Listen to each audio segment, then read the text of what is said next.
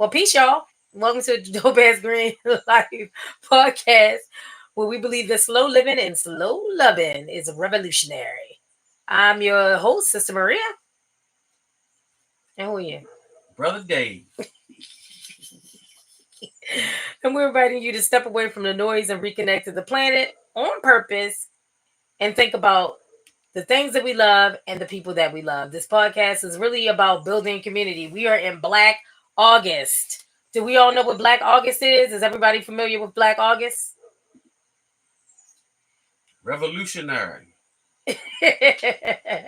Well, we are in Black August. This is our seventh day. We're a week into Black August, and we have decided to commemorate Black August this year with a lot of actions, daily actions of liberation. Black August is not just about political prisoners and people that we have lost to the struggle of liberation, but it's also about the living.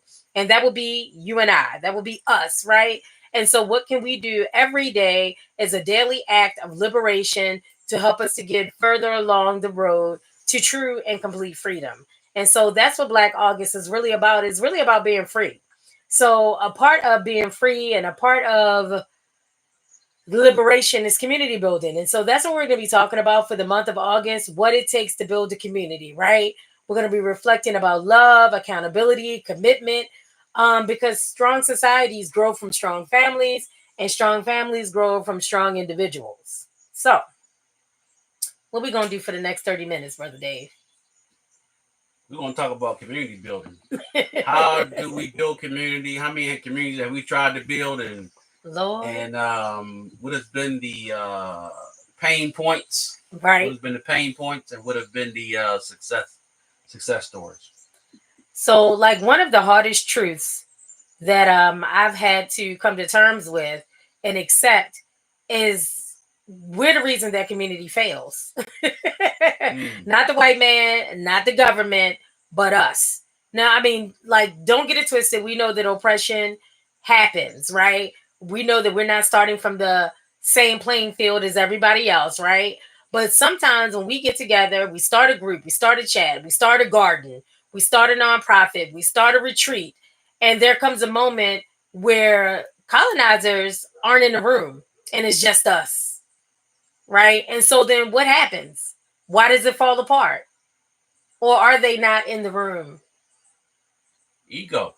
It's not that it's because we've been raised in this environment where rugged individualism is the order of the day. Right. Right. So it's like if things are not going my way, right, then things are not going to go on.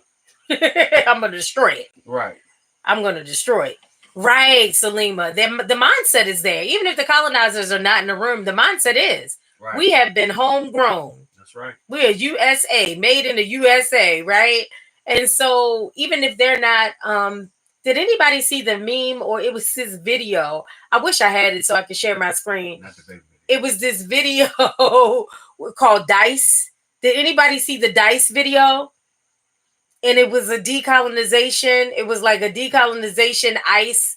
And they were rounding up like all the white people and sending them back to Finland and Germany and England and Ireland. And it was like, oh, you all don't belong here. You didn't see it. It was ridiculous.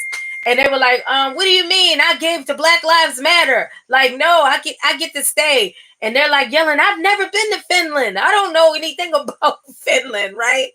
And it was like, back to the Caucasus Mountains you go, right? Because you all settled here as well. You all immigrated here as well, right? And so one of the comments it talked about, I was reading the comments to see how our community was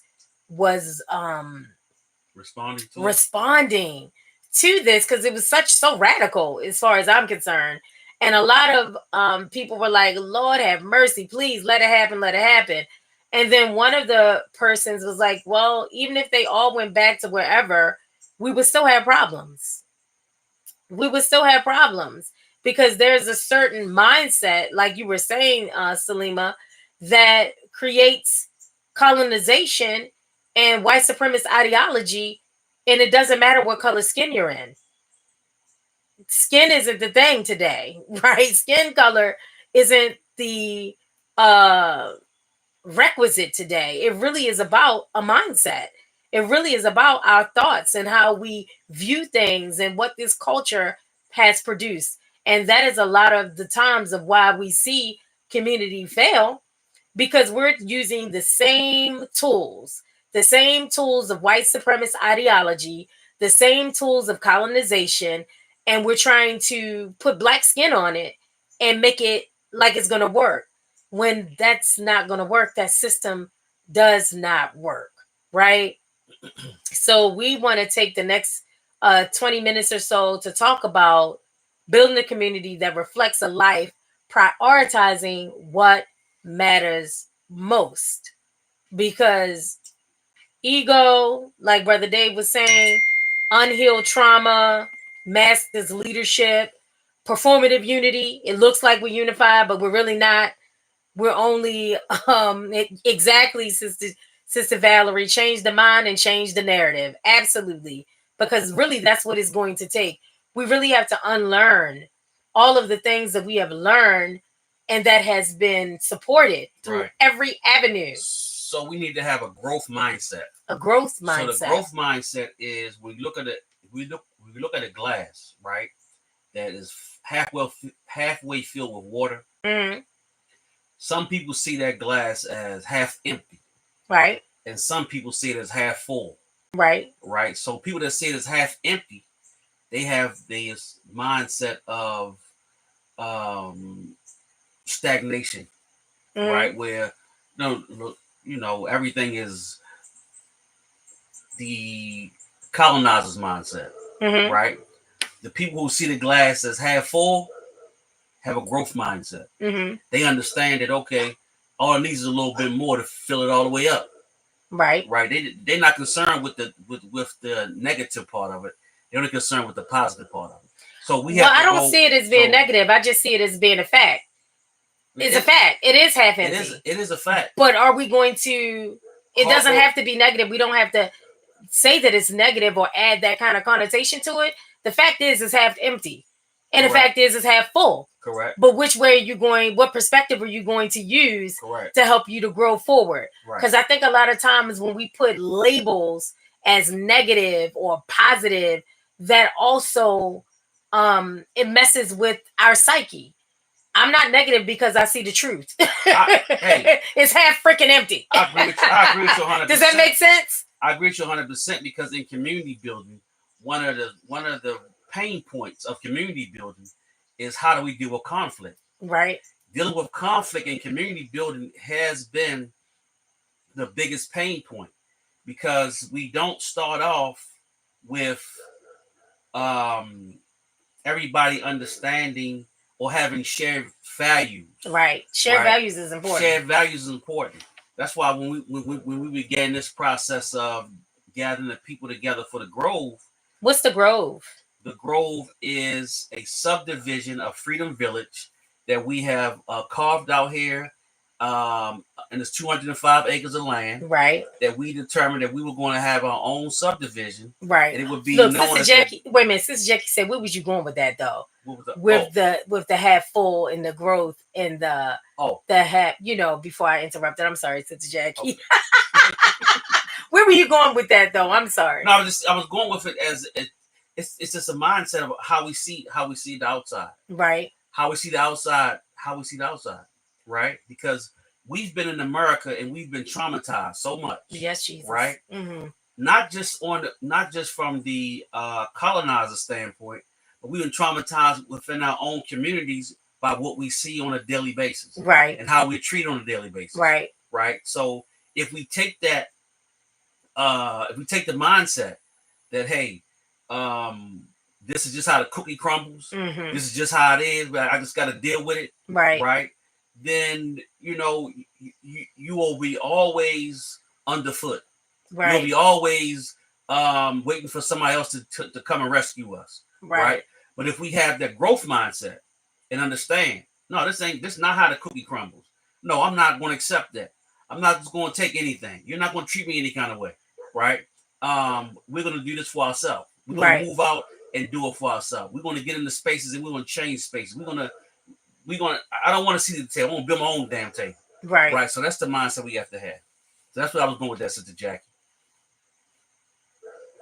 Right. Okay. All right. Did you get that, Sister Jackie? And Sister Salima said it becomes negative when we begin to believe that it can't be refilled. Right. Right. Right. Right. And again, that's back to the mindset, because a lot of, oh my God, I will never forget. I was in a hack, which a hack is like a Uber before Uber was, before they stole it. They always stealing everything. Before they co-opted, right? Before they Uber co-opted, right? If we call hacks in Baltimore, you call, it was on a bunch of old men sitting around at a gentleman's club, in a garage, in a little, waiting on a phone call. Waiting on a phone call, right? Waiting for you to call and say, hey, how much is it for you to take me down Emerson Avenue? How much is it to take you to Mondawmin, right? So they call them gypsy cabs in New York and other places, but we call them hacks, right? So I'm in a hack with this man, and this is when the 3-year economic program had just started, right? The Minister Louis Farrakhan had restarted the Most Honorable Elijah Muhammad's 3-year economic program, where you're sending in X amount of dollars a month so that we can buy farmland. So this hack, I'm telling him about it. Hey, he was like, ain't nobody doing that. Black people ain't gonna come together and give y'all no money.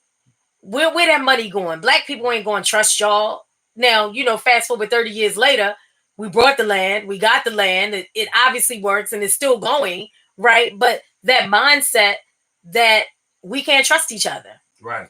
That mindset that we can't do anything without, one of us, doing some kind of Negro business. It's the Willie Lynch syndrome. Yes. In reality. Yes. Yes. Some people say the Willie Lynch syndrome was not, the Willie Lynch letter was not real. Right. But the syndrome is real. A jitney. Oh, y'all went back to England on that one. That's right. They call it a jitney. Y'all went back to the UK on that one. No app, no background check. Yep, they just take you anywhere. So yeah, but that is that Willie Lynch, whether it was a real letter or not, because that's still under debate. The fact of the matter is, it was the syndrome is real. The syndrome is real, right? And so a lot of us, when you talked about the shared values, a lot of us, even in this chat, right? We have shared values. We want love. We want peace. We want justice. We want freedom. We want to have integrity. Like start naming some things that are part of your value system, Sister Jackie, Sister Valerie, Sister Salima. What are a part of your value system? My number one thing in my value system is love. I feel like if it ain't no love there, I don't want to be there. What's a part of you all's value system? Because I feel like a lot of us share these same values. Like we want to be free. We want love. We want integrity. We want us to move with, grace and compassion, right? Mm-hmm. That sounds real cute, right? But what trust, right? Good. Trust, love. Right. Hindu. What, really, Sister Salima? I don't know what that is, but maybe you could clarify. But we want trust. We want love. Sister Salima wants Hindu. So whatever the case may be, we want these things. So how does that get lost in translation? It gets lost in translation I think it gets lost in translation when we don't have shared values. See, some people may have certain values, right? Mm-hmm. But that's why you have to discuss it. And as I was getting back to us building the Grove, we asked everybody to put in what were their values. Right. What were, what did they believe in? Right. Right. What was their, the characteristics of what they really felt strong about. And then we asked them to rank it. Right. Like, what are the most important? Right. Like, because we have trust, love, transparency, honesty, empathy. She said that was love, peace, and happiness. That's Sister Jackie said, right? So we all want these things. And then we say, okay, so if you had to choose between love, peace, and happiness, Sister Jackie, which one is the most important that you just simply cannot live without? So I choose love. Somebody else may choose peace, right? My whole point is, I choose consistency. You choose consistency. Right, consistency for me. Love, peace, and joy. Worthiness. Yeah, trustworthiness. Yes. Mm-hmm. So we have all of these shared values.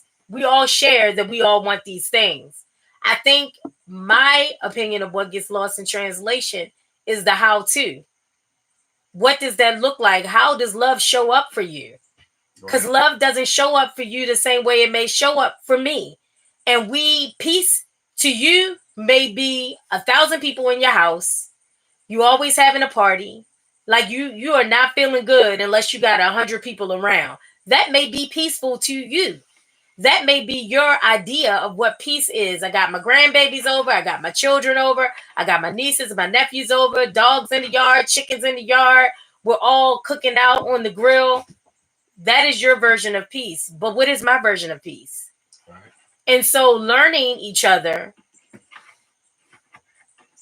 and understanding and respecting that all of the things, and even though we have these same shared values, it does not look the same for Right. everybody. Your freedom does not look the same for me. I seen somebody walking around in their skivvies. They free. It's their land. I don't want to see you in your underwear. But that's your version of freedom.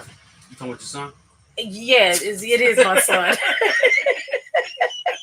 Your son.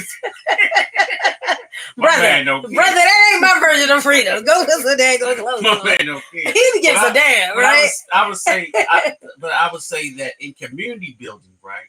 In community building, right? We really got to look at how,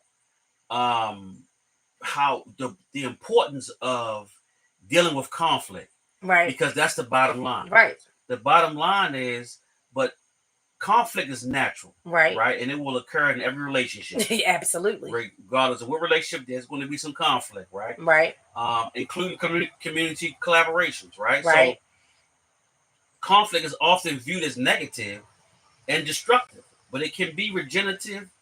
It can be an opportunity to understand more deeply the other party, right, the other persons involved, right, right? And it can strengthen the relationship, right, right? And really, if we learn to work together and identify creative solutions, right, right. that can be considered um, before we decide to just go our separate ways. Well, a lot of times now, when you're dealing with like even nonprofit organizations, they ask you how do you deal with conflict? Right. If somebody comes and they have a problem with your organization, or you have a client, or you have someone that you're serving, and it doesn't go the way that they think it should have gone, how do you resolve it? Right. And I think again, it goes back to the how to. Is always how we do things. Like your mama used to tell you, it ain't what you say, it's how you say it, Right. right? Right. You can still have two people that say the same thing and it be the truth, but how they say it may rub somebody the wrong way. Right. So when you have the conflict, like my son walking around in his skivvies, that's a conflict for me, right? How do I deal with that? How do I not infringe upon his freedom? Because I don't have a right to tread on his freedom no more than he has a right to tread on mine. So how do we come to a mutual understanding of what our freedom looks like? Right. Because we got 5 families down here. You got people bringing their homes in on the back of a truck. You got people that are building their homes from bricks. They're doing it themselves. You got people that are building their homes from mud. You got people that are doing all these different things. How does that all integrate where it doesn't, even if it does cause conflict, how do we sit down and say, okay, this is how it's going to be. This may not jive with everybody else, but how do we make it work so everybody can be free? Everybody can get the peace. Everybody can have the happiness and the trustworthiness that we are all in this together. No matter how tenuous it may get at times. That comes with us having a value system, right? Again, Agreed upon. An agreed upon value system, Right. Right. Once we agree upon a certain level of commitment and consistency around certain values, then we can move forward with building community. Right. Right. Because what happens a lot of times is we have people that have good intentions, but because we have not agreed upon a certain value system with all those good intentions, Right. then one person sees it this way and somebody else sees it this way. Right. Right. So once we have the agreed upon value system, then we can enforce that going forward, and that helps us to build community. So I think the key word here is agreement, the covenant, the mutual agreement that this is how we are going to deal with one another. Just like in a marriage. Just because Cousin Sherry told me a long time ago, because my mouth is crazy, you don't get to say anything you want just because you're angry. That does not justify what comes out of your mouth, because what comes out can't come back, That's right? right. And so it has to be a sacred trust, a sacred agreement, a covenant, right? To say, hey, this is, you're going to get on my nerves. I know it because I know me, right? And I know you. So how are we going to deal with this? Are we going to name call? Are we going to gossip? Are we going to go tell everybody else that don't got nothing to do with it and can't help us do anything? Are we going to come into a room with one another, and if we can't solve it, find a mediator to kind of mediate the situation so that we can come with a solution where everyone has their dignity, right? Right. This agreement is what is so vitally important when you have this value system, because you cannot hold me accountable for something that I never agreed to. Right. Like, you can't tell me that you can't do this, that, and the third when I never said I was going to do that in the first place. Right. Sister Selena said it perfectly. Communication is the key. Yeah. Right. So but communication is a give. Communication. Effective. Right. Communication. And please throw that effective word in there. Okay. Effective communication. Because baby Jesus comes with dialogue. Right. That means if somebody gives a statement, a question, or then there is feedback. Right. Without feedback, right? Then that's you're living in a vacuum. This is where people try to hold you accountable for what they say. Right. I didn't agree on what you said. I'm just sitting here listening to you. That's why. Right? That's why I always ask you, because you just be sitting there, and I'm like, "Oh no, sir, I need some feedback." Right. Because you'll be like, "Yeah, you said it. I ain't never agree to that. Exactly. I need to know exactly where you stand on what it is that I'm saying." Absolutely. Right. But then, as we get into the conversations, I ask you, do you want my feedback, or am I just here to listen? That's so annoying. Am I just here to listen? Or do That's do you want my feedback? I want your feedback. You be like, I just want you to listen, and sometimes you're like, I want your feedback. Right. So but I learned after 27 years of, back and forth and almost throwing you out the window. I say, you know what? How rude. Let me properly understand right. what my role is right now as we're communicating. Right. Right. Because sometimes you just want a sounding board. Right.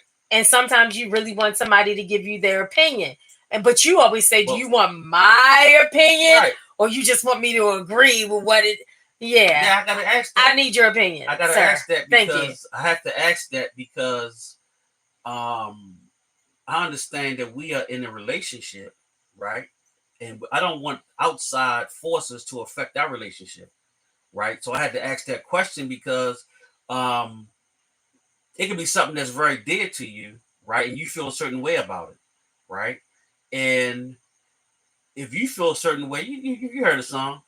If something don't is stop wrong singing that dumb song with my baby, please, bro, we get it. Something's wrong with me. Nobody know that song. First of all, it's from 1944. Okay, you know what but I mean? absolutely, I get it. I get it. So it goes back to the Bible verse that Pastor Tripp was talking about on Sunday, where it talks about God is concerned with what you're concerned with, and it's the same thing as a husband and as a wife and as a community member. Not just it, because it's all covenant relationships, right? Mm-hmm. As a community member, I am concerned with what you are concerned with because this is our community. So what affects you ultimately affects me, whether passively or directly, right?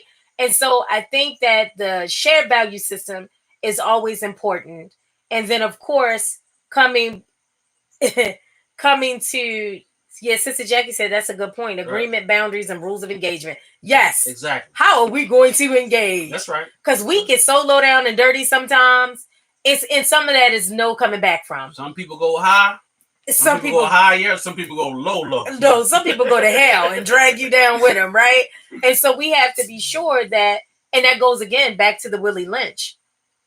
it goes, we don't treat each other like that. Like, Right. we don't Right. treat each other like you're an overseer and I'm some enslaved African and I gotta beat you into submission, either with words or physically. That is not how we treat each other. We have to unlearn that behavior of all the shade and all that cultural, pop culture foolishness. And that's so funny because that's how I met Sister Jackie.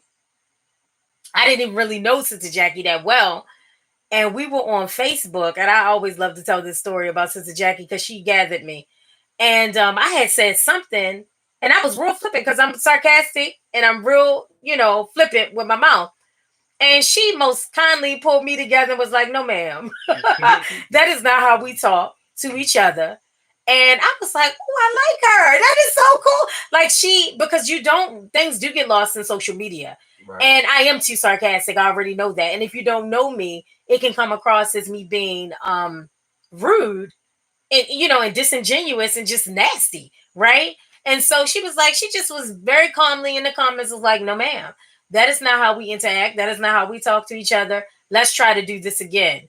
And I was like, "Oh, wow. Okay, yes, ma'am." She did the Muslim thing. Yes, yeah, okay. She pulled me all the way together.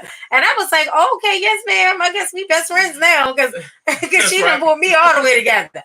But that's true. We don't get to treat each other any kind of way. We don't get to say anything to each other. We have all come from hell in our backgrounds, how we grew up, and we've had enough. Listen, we're talking about community building, right? Right. We're talking about the fact that we have walked away from situations, right, where we haven't set a sound. We just exit stage left and let the continuity of the organization continue on, right? Because that's not the people that we are, right? And that's what I'm saying. When we come try to build community, right? You can't tear it down on your way out. Yeah, you can't.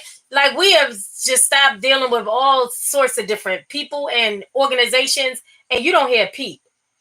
And people have called me, was like, "We leaving them too?" Like, people, like, "What we doing? I see you ain't over there with them no more. Are we leaving them too? Just say the word and we out." And I'm like, "But you ain't. I'm not gonna go around, and we're not gonna go around and say, oh, this, that, third to happen." We don't do that because that is how that organization, although it no longer serves us, does not mean that it no longer serves the community. Exactly. You are not the star of the show. We are not the star of the show. Right. And so just because it's no longer serving us doesn't mean we have the right to go tear it down, because it could actually be a beacon of light to somebody else and pull somebody else up out of darkness. So let them go and find out. And when it no longer serves them, they'll leave too.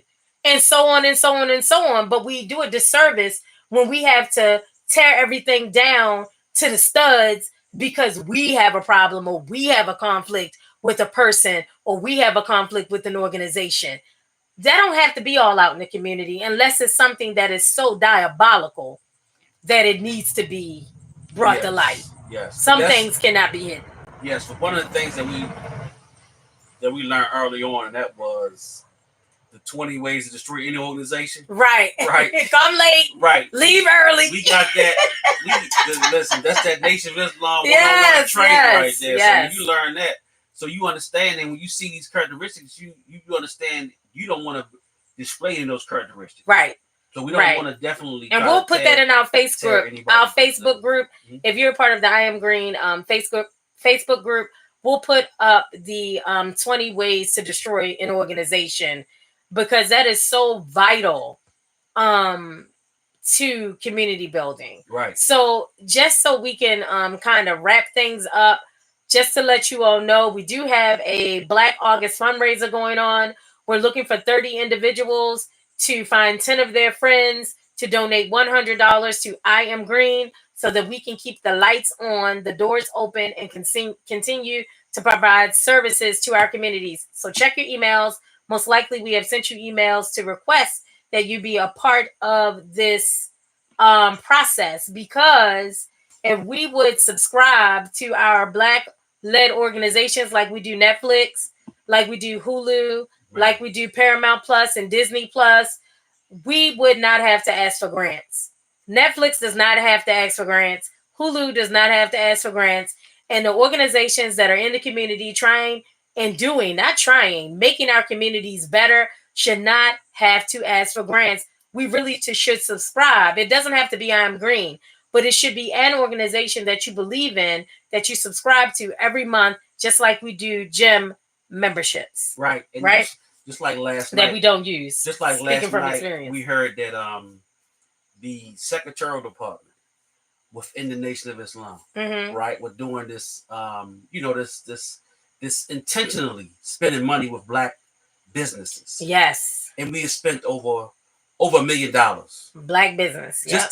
Just the one department within the Nation of Islam has spent over $1 million, and this has been like in 6 months of just doing business, looking for black businesses intentionally to support. Intentionally, yeah. Right. So this is the community. This is the type of things that we come from.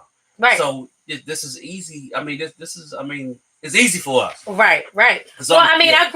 I grew up like that. My parents and my dad was like, hey, we bypass all the stores until we get to the stores that look like us. That's how we keep the dollars in our community, because most of the stores that look like us, the people lived in the community. Right. Whereas the other stores that were, by other people, they did not live in that community. They would take our dollars and they would take them to Columbia and other more suburban communities. I'm on Emerson Avenue in Nation Builders, and I gotta wait till everybody closed to get the money, because we didn't sell cigarettes, we didn't sell blunts, we didn't sell top paper, we didn't sell all the foolishness, pork, all the stuff that people wanted in the community. We didn't sell it, so they would come to us afterwards. And everybody closed, we had to stay over late to get our money at that grocery store. You know what I'm saying? Right. But even in that, the people will come to us for advice. Yeah. They will come to us for, to listen to the minister for a while. Exactly. Get their little cup of noodles. Right. And just to be safe. That's right. Just to be safe, because the hustlers, the boys, the corner boys was out there, right? But they knew if they could come in the Nation Builders just for a minute, talk to Brother Dave, be safe before they go back out and do what they do. And so that's very important, that I Am Green is a part of that safe space for our community members, is a part of that safe space. And we are not going to relent. We are not going to relent until our community understands the value, because other communities understand I Am Green's value. Right. And they give. Right. All of our monthly subscribers are not from our community. Right. Right. And so because they understand the value of the information and the education and the services that we provide. And so we will not relent. And so all of our community members. Sister Jackie, though. Sister Jackie is one of our best Jackie givers. She donates. She helps us out. Yes, we love her. I mean, she's a great clown ambassador. Yes. We stole her. We stole Sister Jackie. But yes, absolutely. Sister Jackie puts her values. She puts her money where her values are. That's right. So a lot of us say we have these values. Okay, well, what do you support? Your values are indicative of what you support. Period. So we can talk all day and say we love this, love that, peace, love. But guess what? Your money, your resources, your brilliance, your intelligence, your energy, your time, it goes to what you value. Right? So we thank Sister Jackie for always showing up and putting her resources where her values are. That's right. We love her. She said she loves us too. We know you do. So yeah, so we're going to wrap it up. We just wanted to talk about Black August. Join the I Am Green Facebook group if you haven't already. Look for the daily acts of liberation. So far this month, we had to journal. We had to get with some elders and let them know we love them. Give some of our clothes away that we no longer use. Yesterday we had to love on a Black man or woman so much they thought we was cheating. Like, these are acts of liberation. Brother David didn't even notice yesterday I didn't say no to him one time. That was my act of real love. everything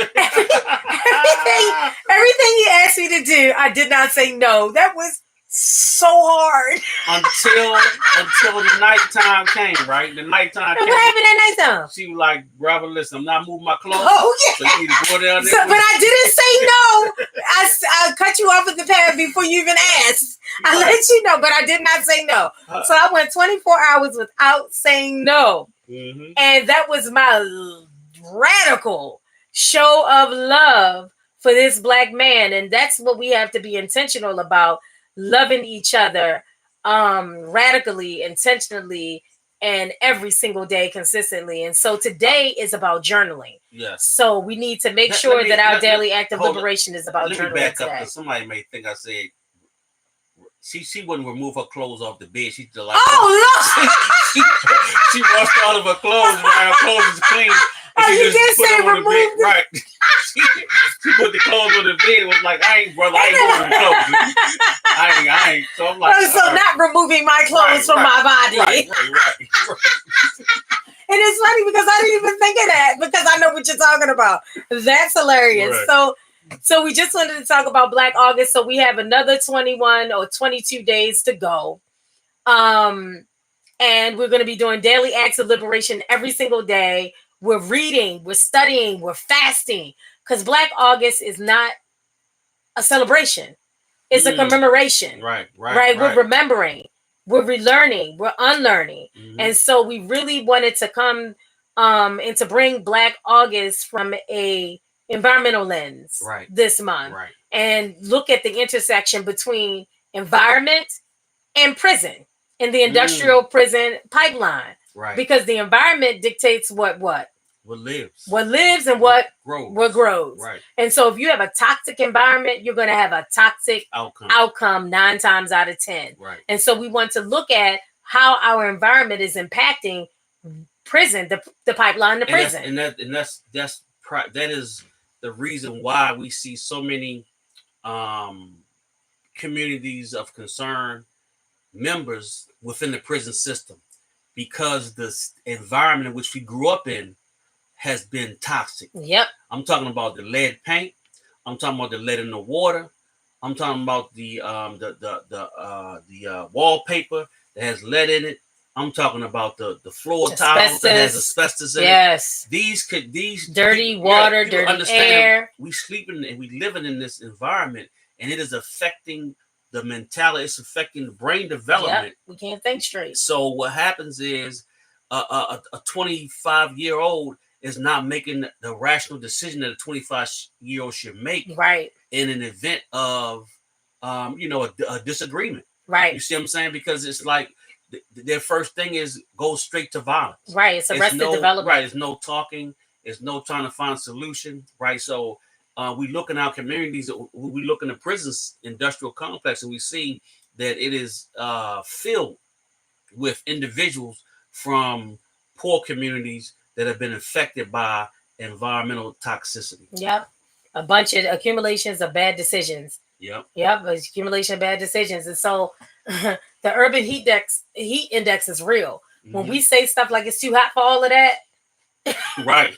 And just imagine that's an environmental. Just imagine us living on top of each other. Right, but that's an environmental justice. Like when your parents were telling you it's too hot for all of that, we didn't have the language for sustainability, but we knew that it really was too hot for all of that, because we're not supposed to be in that urban heat index, because it does not allow you to think properly. You cannot think properly when you're overheated and overcrowded, no trees. Right. It's just a hot mess. And so there is a intersectionality between environment and the prison industrial complex. And we're going to be talking about that over the course of this month. I implore, look up the prison called Angola. Yes. Because that was some of the reading that I was doing. One of the days was saying, read the introduction to Message to the Black Man, or a book. Right. And so since I already read the introduction to Message to the Black Man, I started reading papers about the intersectionality between environment and prison. And I stumbled upon this prison in Mississippi and Louisiana called Angola. Mm-hmm. And they were talking about the environment within the prison, even though that's not what I was researching, but I was so interesting that I just started reading it. And it was saying that some of the juvenile detention center got shut down. So they started sending the juveniles to this place. And most of the people in that place have sentences like 90 years. Like they're not coming out. Right. Once they go in, they stay. And they had the juveniles over there. Mm-hmm. And our people over there in these conditions. And one time they said it was so hot and it was 136 degrees. Mm-hmm. I can't function in 90 degrees. I can't imagine what that's like. So let's start doing some research and looking at some of the conditions that our community members are in, because they're still our community members, even though they in the belly of the beast, they still belong to us. And so we need to start thinking about how our environment and changing our environment and improving our environment can keep less of our young people and our people in general from getting caught up in this injustice system. Because if you're in jail, you're on parole, you're on probation, right? So Some you're type of connected some kind of way court system. to this judicial system. And so that is something that we definitely have to keep in mind, because we have way too many geniuses behind bars that could be helping us to build the community that we all deserve, Right. which is a safe and decent place to live. And Yes, it's called Angola, right? Yes, Angola. Yes, Angola, Sister Jackie. And the Honorable Elijah Muhammad gave us some points in the Muslim program um, about to me, it's about community building. Right. Right. But he talked about number one, recognize the necessity for unity and group operations. Mm-hmm. Number two, pool our resources physically as well as financially. Right. Number three, stop wanton criticism of everything that is black and black operated and owned. Say that again, because the truck is coming by. And I think this is very important because we are overly critical. Stop wanton criticism of everything that is black owned and black operated. Right. Number four, keep in mind jealousy destroys from within. And number five, observe the operations of the other culture, right? They make no excuses for their failure, right? He said, work hard in a collective manner, right? Because they do the same thing. He said, among every 6 to 8 of us with knowledge and experience of grocery business, pull your knowledge, open a grocery store, and work collectively and harmoniously, right? That is talking about group economics. That's talking about cooperative building, right? So I want to give us and it was relationship building. Yeah, blueprint for us building community. Because in order for us to work harmoniously, we have to build relationships, and we have to understand each other, and we have to offer each other grace. And I think that's very important, because any business is a relationship. Excellent. Period. So thank you for joining in. We so appreciate y'all hanging out with us through all of our technical difficulties today. Be on the lookout for our upcoming book. Yes. And our new line of t-shirts. Yes. Called Resilient Tees. Resilient Tees are coming. Where it's tough. It's empowering our people. I'm talking about with purpose, power, and peace. Yes, I love it. So we have the Etsy store, Faith and Favor. The Faith and Favor shop, that is another way also to support I Am Green. Everything that you purchase through the Faith and Favor shop, this is a whole store of digital downloads that you can use for your coffee mugs, your t-shirts. You can use as a just to put up as inspiration, to put up in your office, to put up in your home, put it on, print it out on the canvas, and create some wall art. So the Faith and Favor shop is another way to support I Am Green with your digital downloads. We also have some prayer digital downloads that are going to be coming. We also are going to have some ebooks that you're going to be able to get from the Etsy shop, a series of ebooks as well. So I just want to give one last thing, because we always want to end something about nature, and because nature already gives us the blueprint. That's right. In a healthy forest, trees don't grow in isolation. They're connected beneath the soil by something that is called the mycorrhizal. I'll never say that right. Is mycorrhizal? Did I say right? Was it microcrozal? Microcrozal.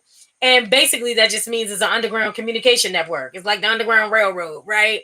It's a support system.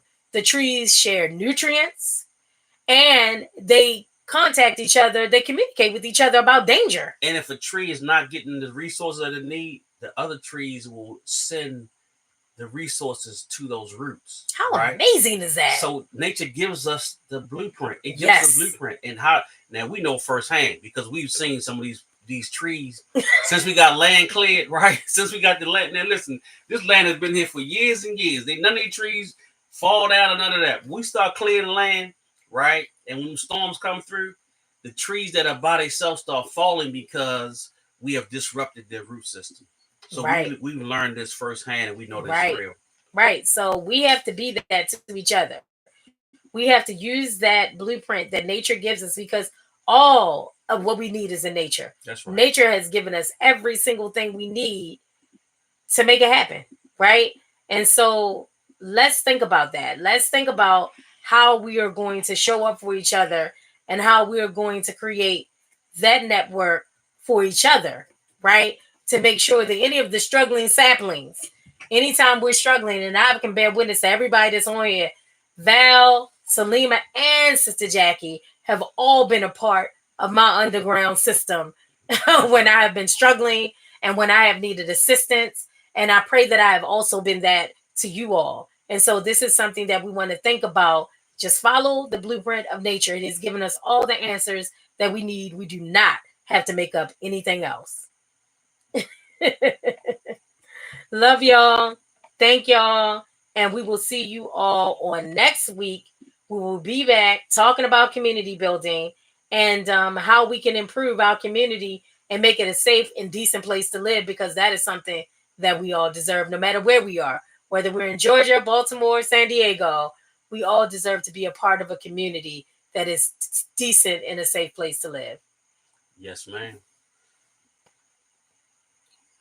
Thank y'all. Look forward to seeing y'all again next week. Hopefully next week we're gonna be on time. Yes. And we're gonna have this thing situated, because I was trying to, like, man, I think you need to go this way, that way.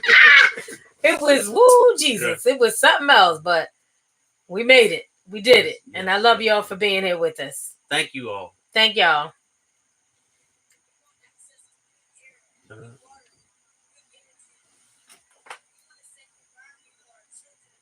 I can't hear it. Trying to, like, man, it was woo Jesus. It was something else, but we made it. We did it. And I love y'all for being here with us. Thank you all. Thank y'all.